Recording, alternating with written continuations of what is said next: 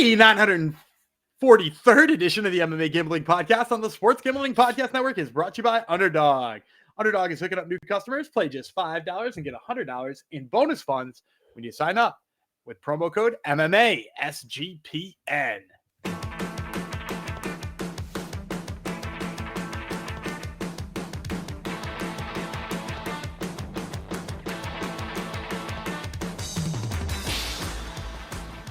Heidi ho, degenerinos. Welcome to episode 943 of the MMA Gambling Podcast on the Sports Gambling Podcast Network, dedicated to Diego Brandao.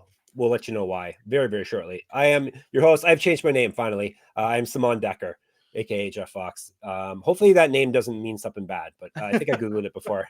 Hopefully he's not a actor like Ahmed Vert. Anyhow, thanks for coming to the show. We got some regional action. Anthony Pettis, FC 20. Going down this week. We've covered Anthony Pettis before. This looks like a pretty solid fight card, so we'll cover that very, very shortly. Alongside me, I'm not covering it by myself, of course, it's Daniel Gumby Vreeland.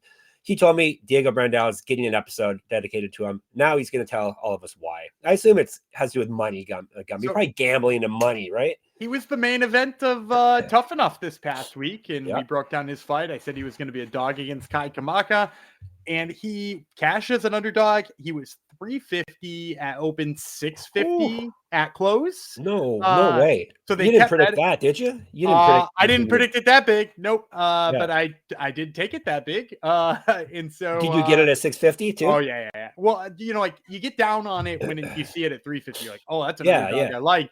And then like fight time rolled around, and I'm like, how do you not double down when it's 650, right? Like, how do you not just like, get in on a little more? So and nice. I watched the fight. Super exciting. I don't know how this dude is doing what he's doing at 38. I won't wildly speculate, but like this dude okay. I mean, he's found a new gear otherwise, right? Like that's the thing about him is like gear. Gear's a code name for that too, by the way. But anyhow, he got a new gear. He's throwing spinning stuff and shooting takedowns for 5 rounds against like younger UFC level dudes, and he's now won 3 in a row. He knocked off a prospect that like everybody wanted them to sign from Canada, right? In Jamie Sarai, and now he beat Kai Kamaka, who was on this crazy win streak. He's like won their title, defended it twice. He looks incredible. He's still fast and explosive, and I mean, I doubted him in the Jamie Siraj fight, and that's why I didn't doubt him this time. Is because like he keeps proving people wrong. He also gave maybe one of the most unhinged comments not in his pre-fight. Somebody said something about like, is it still kind of like your thought that you could make the UFC? Like you're a high level regional champion. A fight with Kai Kamaka. Are you thinking about possibly at 38 years old, trying to make a run to the UFC? And he said, including this fight, I feel like I'm only 3 fights away from a title shot in the UFC. I saw that headline. I didn't see the end of it. I said 3 fights away. I was thinking he thinks he's 3 fights away from getting back to the UFC. Yeah, that's probably reasonable. No, from the title. He thinks he's about to fight Volkanovski. And like, look, dude, I'm pumped you won. And like, could the UFC sign him for like a short notice fight at 38? They could. Yeah. Like if they needed a 45er this weekend, I mean, probably not this weekend. He's probably pretty tired from that last fight. But like for that last December card or something like that, they need a short notice turnaround. Can't find a guy. He's, he can make weight. Yeah. Why not bring him back for a fight or two? He is not 2 fights away because now he's had one of those 3 fights. He is not 2 fights away from a UFC title. Yeah, I guess the days of people stepping into title fights short notice are kind of over. That used to happen back in the olden days. We'd have, who was it? Joe Soto. Yes, that's who I was thinking of. Yeah, when Henan Barao slipped in the sauna. Yes, that was the one I was thinking of. So yeah, it's good times, I guess, for Tough Enough though. I'm sure this is great for them, having a name that people kind of know in the sport are doing big things. So and it's more importantly, it's good for everyone that followed Gumby in his place. So we got some Anthony Pettis to talk about today. Probably similar level, maybe a little bit below Tough Enough. This is more of a entry level or a little bit higher than that promotion, but fighters do make their way up the ranks from here, especially. I put this one right around Uriah Faber A1. Yeah. but it's got the name on it and it's got good affiliation, so fighters can make it out of this promotion as well. Before we dive into it, reminder, NBA is on. Gumby and I are killing it this year in the NBA, but so are the guys, I'm sure, excuse me, at the NBA Gambling Podcast. Check it out for daily picks, podcasts, and all the good stuff. So tune into the NBA Gambling Podcast wherever you get your podcasts. All right, Anthony Pettis FC 20, Milwaukee Fight Night 9, Milwaukee, Wisconsin. This is I love that name. You like the name? Fight. They've had 9 fights total in Milwaukee, and this is 8 fights. This will be the 9th fight. This is a Sunday one, which is fun. I like it when they're different days. Sunday night, 8 p.m. So you only have one football game to get in the way. 20 fights. We're going to cover all of them, including all the amateur fights, because Gumby knows about all these fights, right? No, I don't know about all of them, but we are going to cover 5 of them. Yeah, there you go. And then he'll have plenty to choose from for the bonus stuff. So this is, as I said, Sunday 8 p.m. UFC Fight Pass, which is good. You can watch this while you're watching your NFL. It is taking place at the Potawatomi Casino Event Center in Milwaukee, Wisconsin. I've never been there. I've never been even through Milwaukee, I don't think. Gumby, you have any Milwaukee people? No, I haven't been to Milwaukee either. Yeah, I have to. I don't even know if I've been to Wisconsin. Maybe not. Anyhow, no one really cares. This is a big fight card. We're going to break it down. A heck of a lot of fights fell off this card as well. I'm assuming the ones we're going to cover, I'm going to say they're short notice because it's almost impossible to find out when these fights fell off and when they didn't, because people aren't really reporting a heck of a lot on Anthony Pettis Fight Championship, but maybe Gumby would know. Let's dive into the first fight. We've talked about this gentleman before, one half of this fight at the very least. Once I finally scroll up to it, there's so many fights. We've talked about both. Right. Yeah, I remember both names now. There's a lot of scrolling to get to it. All right, here we go. Gabriel Wanderley. Of course, I remember that name. He is from Brazil, not surprisingly. He's fighting Ty Johnson, United States of America. They're fighting at a bantamweight 135. No odds yet, but you can always check spots probably within a couple of days after this episode drops. We'll tell you about Johnson first. La Polona is 14-8, 2 knockouts, 8 submissions. He's been knocked out 3 times, submitted 3 times. 1-0 in Anthony Pettis. I'll just say APFC for sure. He's won the championship in that one fight, and then he moved to greener pastures, and now he's back again. Lost over his last 3, 8-2 over his last 10. Got TKO'd in his last fight. 0-1 in PFL. Moth Regional Championship on his mantle. Correct. Get our shirts, get our merch, sportsgamblingpockets.com/store. He's fought at 145 and 155. You got a draw in professional grappling bout. Wanderley, the Recife Shark, 5-2, 1 knockout, 4 submissions. He's been submitted once. He owes his rounds. This is his debut in Anthony Pettis Fight Championship. 2-2 over his last 4. He got submitted in his last bout. That was back in November 2024. He went 4-2 in Fury FC. He has fought at 145. 5 years younger, 5 inches taller, 2-inch reach advantage over Johnson. Yeah, I'm gonna go Gabriel Wanderley. I think he's probably gonna be a favorite. Probably just over 2, like -210, 215. And the reason I like him in this fight is Ty Johnson's a guy who really likes grappling. But you've seen him be out grappled by like better wrestlers in the past. Like, you know, you think of he fought Bryce Meredith in I think that was a PFL fight. He fought Bryce Meredith. He went 15 minutes with him, but like mostly just like in the worst positioning all the time. He does seem to be particularly hittable. It doesn't seem like he's, you know, very good at striking defense or anything like that. And, you know, he is tough, but like, you know, that being the term you use on somebody is sometimes not a compliment, right? Like when you're saying that's, oh, he's really tough. And it's like, yeah, that sucks. And so Gabriel Wanderley, on the other hand, very light on his feet. I don't like that sometimes his defense involves like a lot of leaning. You know, that's one of my least favorite things. Yep. And it's caught him before too. You know, if you watch his fight, I think it was with Santos Verdinez over in, did he fight in LFA? Not that I know of, no, maybe it wasn't Santos Verdinez then. Maybe that's somebody else who fought Santos Verdinez. Anyway, in one of his past fights, he got like tagged, and like his first instinct is to go heel hook. When he gets tagged, his jiu-jitsu is good too, but like he's kind of like overconfident in how well it'll work, and like gets himself punched sometimes.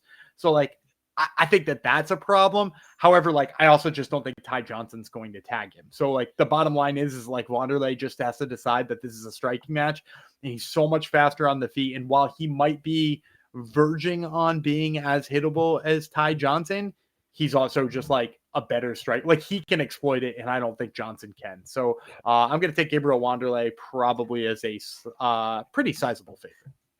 All right, Wanderley locked in. We are going up the old fight card. We're at 155 now. Motaz, Askar from Palestine, Felipe, Martinez, Donis from the United States of America. We'll tell you about Donis, or it's Donis. Do we know?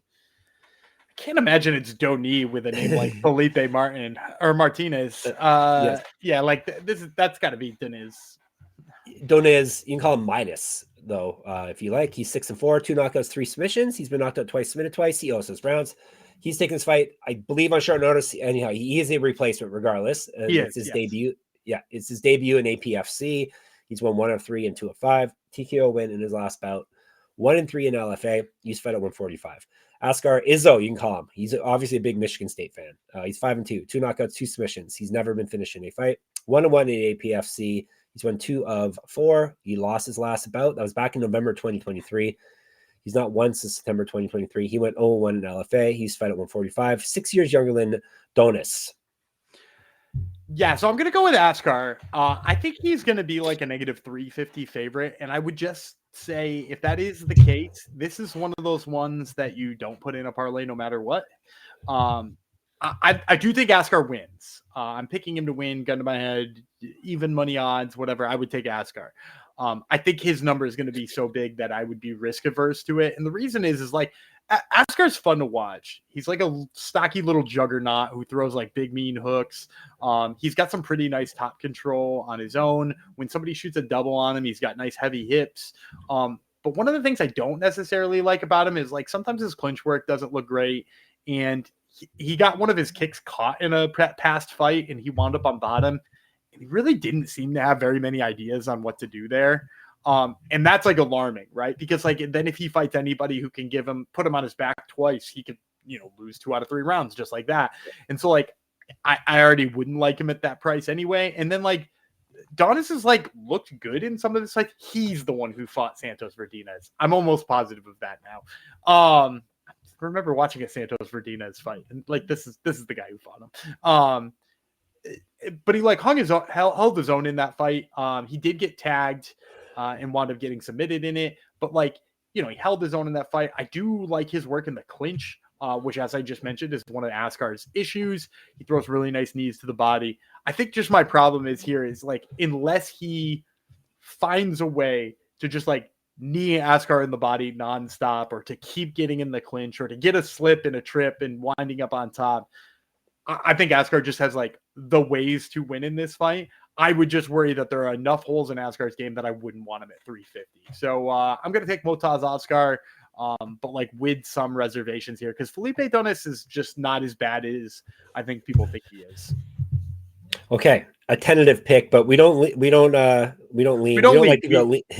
and we don't hedge. We just give you straight picks, right? So take Askar. Just don't put your life savings on it. All right, before we dive into more plays, mybookie.ag, we are brought to you by them. It'd be odd if we weren't brought to you by them, and I'm going to talk about them anyhow. MyBookie is your place to bet in football and everything else. Their prop builder is second to none. Their motto is bet on anything, anywhere, anytime. Easy deposit, lightning fast payouts using crypto. Check out the UFC lines that we always talk about over at MyBookie, plus a lot of the regional events as well. Head to mybookie.ag, use promo code MMA SGPN for 100% bet back bonus up to $500 for new customers. So that's mybookie.ag, promo code MMA SGPN. And we're brought to you by Novig, Novig, all one word. Novig is America's #1 sports production market. Novig, you're getting the best prices because they have reduced juice on bets. Novig is available in 35 plus states. Download the Novig app and get $50 when you spend $5 if you use our promo code SGPN. Get in on the action with Novig, promo code SGPN. All right, we're going to more fights, obviously. We are not done here. We're just going up the fight card to featherweight now. Emiliano Linares. He is from a South American country, I can tell you much. Ecuador. He is fighting an American, Nick Aguirre. You may recognize that name. 3 5-minute rounds, 145. Aguirre, slick Nick. 9-3, 3 knockouts, 6 submissions. He's been knocked out once, submitted once. He owes his rounds. 1-0 in APFC. He's won 2 of 3 and 2 of 5. Got TKO'd in his last bout. He's a regional champ. He went 0-2 in the UFC. Used to fight at 135 and 155. He's 1-0 as a pro grappler. He's an inch taller than Linares. He's got a 2-inch reach advantage. Golden Boy Linares, 9-5, 7 knockouts, 1 submission. He's been knocked out 3 times. He's taken this fight as a replacement, so we're going to say it's a short notice debut. Yeah, do you know who he's replacing too? It was another name. Jonathan Brookins. Jonathan Brookins, former tough champion. Jonathan Brookins. 40 something now, I think, isn't he? Like, yeah, interesting. I don't know. Is he that old? I thought he was one of maybe I thought he was younger. That he's the one who beat Michael Johnson, right? I think so. Yeah. Yep. Yeah, interesting. So Linares has lost 2 straight and won 1 of 5. He last won a fight in November 2023. He went 0-1 in Contender Series because he lost to Jack Jenkins. Yes, good loss. He's fight at 135 and 155, a year younger than Aguirre. So I think Aguirre, massive favorite here, like 400s kind of range. And this is my big swing on an underdog on this guy. I'm going to take Emiliano Linares. And it's not because I don't like Aguirre. Like, he's a good wrestler. His jiu-jitsu is pretty damn good as well. But he's got 2 major flaws in his game that I worry about here. The first one being his gas tank ain't great. He had a title fight. His last fight, he fought John Yanis over in Fury, and just like clearly got tired in that fight. Just got outworked by Yanis.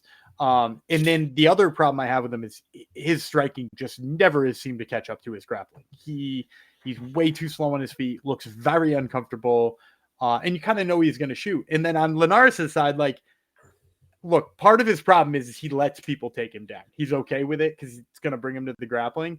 But like on the feet, I think he's so much better than Aguirre. Like he's kind of got a karate style. He does that like you remember when Loyola Machida used to like blitz forward and throw like straight punches, but his like legs were way behind him. He kind of does something similar to that once in a while. So he's got like kind of a fun striking game, not like a super interesting striking game, but a fun one. He's good at jiu-jitsu. He's damn good at jiu-jitsu.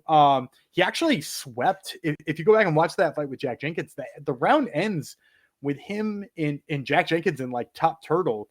And he's just like, that's a good name. Yeah, he's just lightening him up with strikes. So like he swept Jack Jenkins and wound up in a good grappling position there. I think he can probably survive the early onslaught from Nick Aguirre and like then just like, find his own moments on the feet. And if he chooses to like actually stuff takedowns and try to stop takedowns, I think he'll actually have kind of an easy time in this fight. So give me Emiliano Linares. All right, lock it in. And if I looked up Jonathan Brookins, 1985, he was born. He just turned 40 a couple months ago. There you go. Yeah, we're all getting old, Gumby. He made his comeback earlier this year and got TKO'd. So before that, he hadn't fought in 8 years. So I interviewed him right before he was about to make the comeback the first time. Oh yeah, yeah. Well, there you go. That's why he's getting TKO'd and pulling out of fights. The Gumby touch. All right, co-main event is at flyweight, which is fun. Jake Scott, Miguel Sanson. They are both from the United States of America. Sanson is 8-2 with 3 knockouts. He's never been finished himself. 3-0 in APFC. He's won 4 straight and 4 of 6. 5-2 in LFA.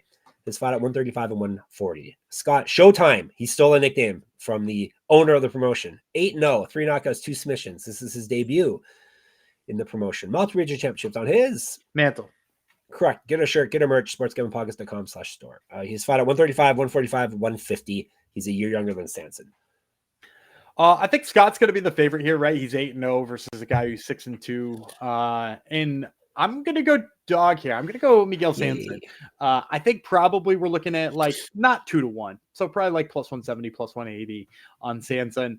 And while Scott's good, he creates a lot of power and not a lot of space. He's one of those guys who can hit you with what seems like not a big shot and it turns into a big shot. He even has that power moving backwards, which is maybe one of the more impressive things. Like I've seen him knock guys out while he was like running backwards. But I've seen Scott kind of bullied against the cage a couple of times in the past. He's been pushed up against the cage, worn out there, kind of beat up with knees and, whatever. And like Sanson's kind of pretty damn good at that. Like the only people who have ever beat Miguel Sanson are guys who can scramble with him and win those grappling exchanges. He got beat by Mark Clamaco, obviously like a very good regional grappler. He got beat by Antoine Ho, pretty much by getting out scrambled by Antoine Ho.